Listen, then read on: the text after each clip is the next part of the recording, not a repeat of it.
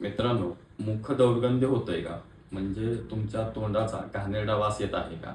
तर ज्या लोकांना असा त्रास होत आहे, अशा लोकांनी नियमित दात घासायला पाहिजेत. त्यांचे जर दात किडलेले असतील, तर त्यांनी दंतरोग तज्ञांचा सल्ला घेऊन आणि त्याचे उपचार करणे गरजेचं आहे. रोज इरिमेदारी तेलाने गुळण्या करायला पाहिजे. यासोबतच रोज जीभ देखील साफ करायला पाहिजे. ज्या लोकांना पचनाचा त्रास असतो, पचनक्रिया व्यवस्थित होत नसते, गॅसेसचा प्रचंड त्रास असतो, अशा लोकांच्या तोंडाला सुद्धा खूप घाणेरडा वास येत असतो. अशा लोकांनी त्यांची पचनक्रिया जवळच्या वैद्यांच्याकडून सुधारून घेणं खूप गरजेचं आहे.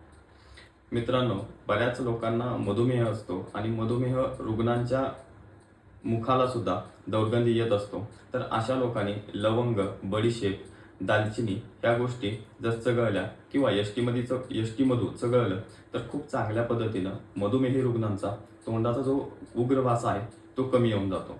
ज्या लोकांचं वय वाढलेलं आहे अशा लोकांच्या शरीरामध्ये हार्मोनल इम्बॅलन्समुळे किंवा हार्मोनल चेंजेसमुळे एक टिपिकल वास येत असतो.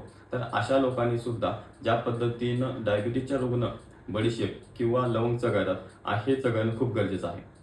बऱ्याच लोकांना कांदा खाल्ल्यानंतर वास येत असतो, परंतु मित्रांनो, कांदा जर तुम्ही नियमित खाल्ला तर ज्या लोकांचा क्रोनिक दुर्गंध येत असेल म्हणजे जुनाट जर घाणेरडा मुखाचा वास येत असेल तर कांदा आणि लसूण खाल्ल्याने खूप चांगल्या पद्धतीनं हा मुख दुर्गंध कमी होऊन जातो.